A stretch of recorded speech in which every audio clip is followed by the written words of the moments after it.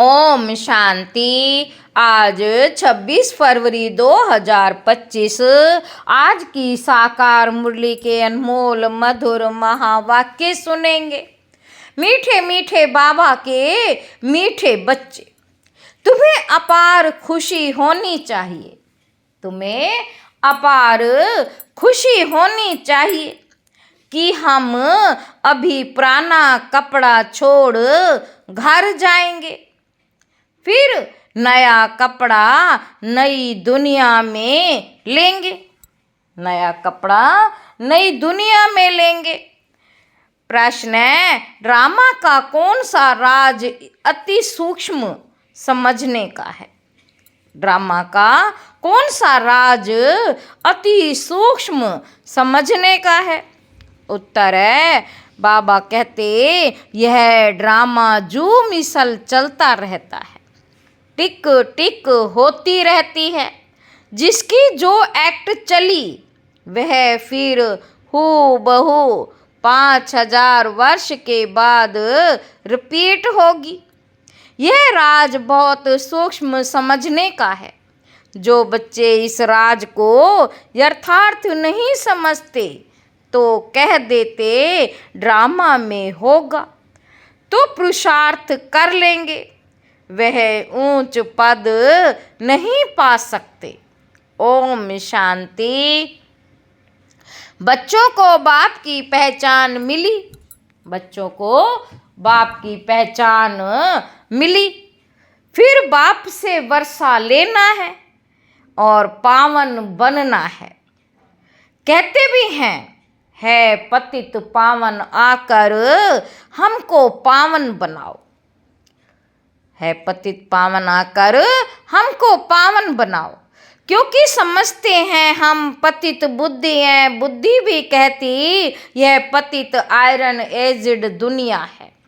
नई दुनिया को सतो प्रधान, पुरानी दुनिया को तमो प्रधान कहा जाता है। बाबा कहते तुम बच्चों को अभी बाप मिला है, भक्तों को भगवान मिला है।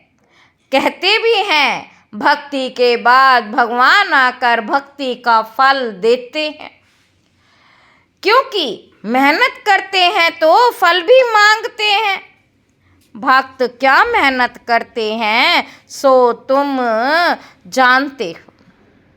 बाबा कहते तुम आधा कल्प भक्ति मार्ग में धक्के खाकर थक गए हो। भक्ति में बहुत मेहनत की है। भक्ति में बहुत मेहनत की है। यह भी ड्रामा में नोंद है। मेहनत की जाती है फायदे के लिए।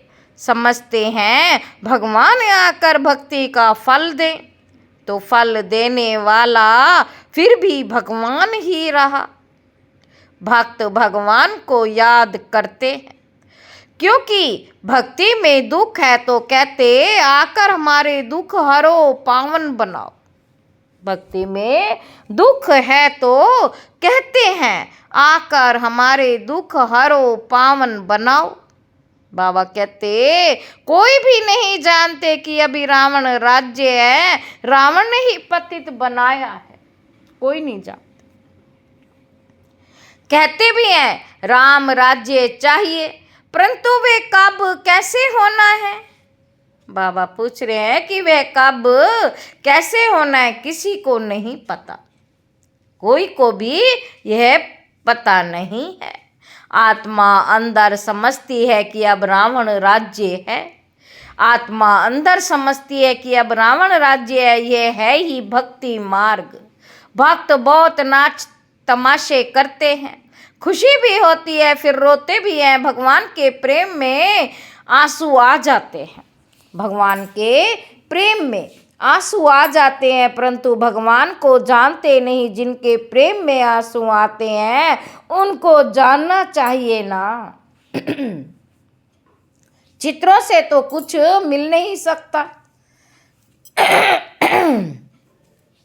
बहुत भक्ति करते हैं तो साक्षात्कार होता है। बस वही उनके लिए खुशी की बात है। भगवान खुद ही आकर अपना परिचय देते हैं। कि मैं कौन हूँ, मैं जो हूँ, जैसा हूँ, दुनिया में कोई नहीं जानते। तुम्हारे में जो बाबा कहते हैं उनमें भी कोई पक्के हैं, कोई कच्चे हैं। देह अभिमान टूटने में ही मेहनत लगती है। देही अभिमानी बनना पड़े। बाप कहते तुम आत्मा हो, तुम 84 जन्म भोग तमो प्रधान बनी हो। अभी आत्मा को तीसरा नेत्र मिला है। आत्मा समझ रही है। तुम बच्चों को सारे सृष्टि चक्र का नॉलेज बाप देते हैं। बाप नॉलेजफुल हैं तो बच्चों को भी नॉलेज देते हैं। कोई पूछे सिर्फ तुम ही 84 जन्म लेते हो? बोलो हाँ, हमारे में कोई 84, कोई 82 जन्म लेते हैं। बहुत में बहुत 84 जन्म ही लेते हैं। 84 जन्म उनके हैं जो शुरू में आते हैं। जो अच्छी रीति पढ़कर ऊंच पद पाते वह जल्दी आएंगे। माला में नजदीक पिरोए जाएंगे। जैसे नया घर बनता है तो दिल में आता जल्दी बन जाए तो हम जाकर बैठे। बाबा कहते तुम अपने बच्चों को भी खुशी होनी चाहिए। अभी हमको ये पुराने कपड़े छोड़ नए लेने हैं। नाटक में एक्टर्स घंटा आधा पहले से ही घड़ी को देखते रहते हैं। टाइम पूरा हो तो घर जाएं। वह टाइम आ जाता है। तुम बच्चों के लिए बेहद की घड़ी है। तुम जानते हो जब कर्मातीत अवस्था को पाएंगे तो फिर यहाँ रहेंगे नहीं। कर्मातीत बनने के लिए भी याद में रहना पड़े। बड़ी मेहनत है। नई दुनिया में तुम जाते हो, फिर एक एक जन्म में कला कम होती जाती। नए मकान में 6 मास बैठो तो कुछ ना कुछ दाग आदि हो जाते हैं ना, थोड़ा फर्क पड़ जाता है। तो वहाँ नई दुनिया में भी फर्क पड़ जाता है। तो वहाँ नई दुनिया में भी कोई तो पहले आएंगे, कोई थोड़ा देरी से आएंगे। पहले जो आएंगे उनको कहेंगे सतो प्रधान। फिर आहिस्ता आहिस्ता कला कम होती जाएगी। ये ड्रामा का चक्र जो मिसल चलता रहता है, टिक टिक होती रहती है। बाबा कहते तुम जानते हो सारी दुनिया में जिसकी जो भी एक्ट चलती ये चक्र फिरता रहता। ये बड़ी सूक्ष्म बातें हैं समझने की। बाप अनुभव से सुनाते हैं। बाबा कहते तुम जानते हो ये पढ़ाई सिर्फ 5000 वर्ष बाद रिपीट होगी, फिर रिपीट होगी। ये बना बनाया खेल है। इस चक्र को किसी को पता नहीं है। इसका क्रिएटर, डायरेक्टर, मुख्य एक्टर कौन है। बाबा कहते किसी को पता ही नहीं कि इसका सृष्टि का रचयिता, इस चक्र का क्रिएटर, डायरेक्टर, मुख्य एक्टर कौन है। कुछ भी नहीं जानते। अभी तुम बच्चों को पता है हम 84 जन्म भोग अब वापिस जाते। हम आत्मा है, देही अभिमानी बने तब खुशी का पारा चढ़े। वह है बेहद का नाटक, हद का नाटक, और वह है बेहद का नाटक। बाबा हम आत्माओं को पढ़ा रहे हैं, ये नहीं बताएंगे कि फलाने समय ये होगा। बाबा से कोई भी बात पूछते हैं तो कहते हैं ड्रामा में जो कुछ बताने का है वे बता देते। ड्रामा अनुसार जो उत्तर मिलना था सो मिल गया। ड्रामा अनुसार जो उत्तर मिलना था सो मिल गया। बस उसी पर चल पड़ना है। ड्रामा बिगर बाप कुछ भी नहीं कर सकते। कई बच्चे कहते ड्रामा में होगा तो पुरुषार्थ कर लेंगे। वे कभी ऊंच पद पा नहीं सकते। बाप कहते पुरुषार्थ तुमको करना है। ड्रामा तुमको पुरुषार्थ कराता है। कल्प पहले मुआफिक कोई ड्रामा पर ठहर जाते कि ड्रामा में होगा तो समझा जाता है इनकी तकदीर में नहीं है, इनकी तकदीर में नहीं है। अब तुमको स्मृति आई है, हम आत्मा है, हम ये पाठ बजाने आए हैं। आत्मा ही अविनाशी है, पाठ भी अविनाशी है। 84 जन्मों का पाठ आत्मा में नूंधा हुआ है। फिर वही पाठ बजाएंगे। इसको कहा जाता है कुदरत। कुदरत का और क्या विस्तार करेंगे। अब मुख्य बात है पावन जरूर बनना है, यही फिक्रात है। बाबा कहते कर्म करते हुए बाप की याद में रहना है। तुम एक मशूक के आशिक हो। एक मशूक को सब आशिक कहते याद करते हैं। एक मशूक को सब आशिक याद करते, वह मशूक कहते अभी मुझे याद करो, मैं तुमको पावन बनाने आया हूँ। तुम मुझे ही पतित पावन कहते हो, फिर मुझे भूलकर गंगा को क्यों पतित पावनी कहते हो। अभी तुमने समझा है तो वह सब छोड़ दो। तुम समझते हो बाप ही पतित पावन है, अब पतित पावन श्री कृष्ण को समझ कभी याद नहीं करेंगे।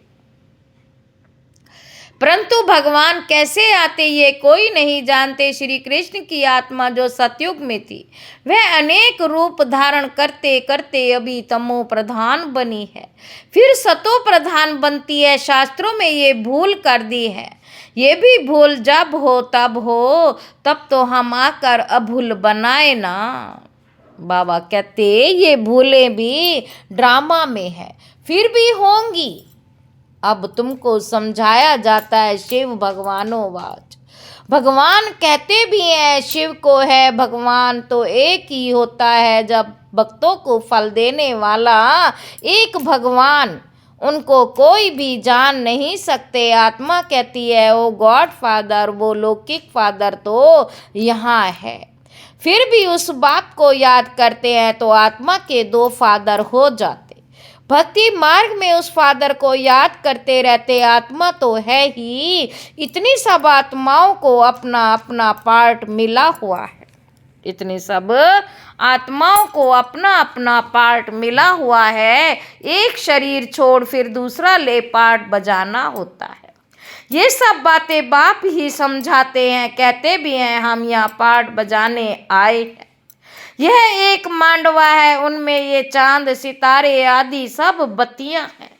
इन सूर्य चांद सितारों को मनुष्य देवता कह देते क्योंकि यह बहुत अच्छा काम करते हैं, रिमझिम करते हैं, किसी को तकलीफ नहीं देते, सबको सुख देते हैं, बहुत काम करते हैं, इसीलिए इनको देवता कह देते। अच्छा काम करने वाले को कहते हैं ना, यह तो जैसे देवता है। अब वास्तव में देवताएं तो सतयुग में थे, सब सुख देने वाले थे, सबकी प्रीत थी, इसलिए देवताओं से उनकी भेंट की। देवताओं के गुण भी गाए जाते हैं, उन्हों के आगे जाकर गाते हैं हम निर्गुण हारे में कोई गुण नहीं। आप ही तरस परोई, आपको तो तरस पड़ता होगा। बाप कहते हैं तरस पड़ा है तब तो फिर से आया हूँ तुमको गुणवान बनाने। तुम पूज्य थे अब पुजारी बने हो, फिर पूज्य बनो। हम सो का अर्थ भी तुमको समझाया है। मनुष्य तो कह देते आत्मा सो परमात्मा, परमात्मा सो आत्मा। बाप कहते हैं ये रोंग है। तुम आत्मा निराकार थी, फिर सो देवता क्षत्रिय वैश्य शूद्र बनी, अभी सो ब्राह्मण वर्ण में आई हो आत्मा। पहले सतो प्रधान सतो रजो तमो में आती है। अभी तुम बच्चे समझते हो ये नॉलेज बाबा कल्प कल्प संगम युग पर हमको आकर देते हैं। ये नॉलेज बाबा संगम युग पर आकर हमको देते हैं। बरोबर भारत स्वर्ग था, वहाँ कितने थोड़े मनुष्य होंगे। अभी कलयुग है, सब धर्म आ गए हैं। सतयुग में थोड़े ही कोई धर्म था, वहाँ होता ही एक धर्म, बाकी सब आत्माएं चली जाती हैं। तुम जानते हो अभी इस पुरानी दुनिया का विनाश सामने खड़ा है। बाप राजयोग सिखला रहे हैं, कोई भी आए बोलो ये बेहद की घड़ी है। बाप ने दिव्य दृष्टि दे ये घड़ी बनवाई है। जैसे वह बाप जैसे वह घड़ी तुम घड़ी घड़ी देखते हो, अब यह बेहद की घड़ी याद पड़ती है। बाप ब्रह्मा द्वारा एक धर्म की स्थापना, शंकर द्वारा आसुरी दुनिया का विनाश कराते। बुद्धि भी कहती चक्र फिरना जरूर है, कलयुग के बाद सतयुग आएगा, अभी मनुष्य भी बहुत है, उपद्रव भी बहुत होते रहते। मूसल भी वही है, शास्त्रों में तो कितनी कथाएं बना दी हैं। बाप आकर वे दो शास्त्रों का सार समझते हैं। मुख्य धर्म भी चार हैं, ये ब्राह्मण धर्म है पांचवा, सबसे ऊंचते ऊंच ये है छोटा धर्म। यज्ञ की संभाल करने वाले ब्राह्मण है, ये ज्ञान यज्ञ है, उपद्रव को मिटाने के लिए यज्ञ रचते हैं। वे समझते हैं ये लड़ाई आदि ना लगे। अरे लड़ाई नहीं लगेगी तो सतयुग कैसे आएगा? इतने सब मनुष्य कहाँ जाएंगे? हम सब आत्माओं को ले जाते हैं तो जरूर शरीर यहाँ छोड़ना पड़े। तुम पुकारते भी हो है बाबा, आकर हमको पतित से पावन बनाओ। बाप कहते हमको जरूर पुरानी दुनिया का विनाश कराना होगा। पावन दुनिया है ही सतयुग, सबको मुक्ति धाम ले जाता हूँ। सब काल को तो बुलाते हैं ना, ये नहीं समझते कि हम तो कालों के काल को बुलाते।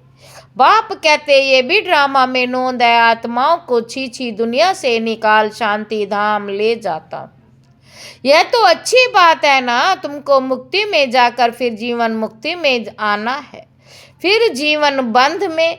इतने सब सतयुग में तो नहीं आएंगे, फिर नंबरवार आएंगे। इसीलिए अब शांति धाम और सुख धाम को याद करो। पिछाड़ी में जो आते हैं उन्हों का तो पाठ ही है थोड़ा, पहले जरूर वे सुख पाएंगे। तुम्हारा पाठ सबसे ऊंच है। बाबा कहते तुम बहुत सुख पाते हो। धर्म स्थापक तो सिर्फ धर्म की स्थापना करते, किसी को लिबरेट नहीं करते। बाप तो भारत में आकर सबको ज्ञान देते हैं, वही सबका पतित पावन है, सबको लिबरेट करते। और धर्म स्थापक कोई सदगति करने नहीं आते, वे आते हैं धर्म स्थापन करने। वह कोई शांति धाम सुख धाम में नहीं ले जाते, सबको शांति धाम सुख धाम में बाप ही ले जाते हैं। जो दुख से छुड़ाए सुख देते हैं उनको ही तीर्थ होते हैं। मनुष्य समझते नहीं, वास्तव में सच्चा तीर्थ तो एक बाबा का ही है, महिमा भी एक की ही है। सब उनको पुकारते हैं लिबरेटर आओ।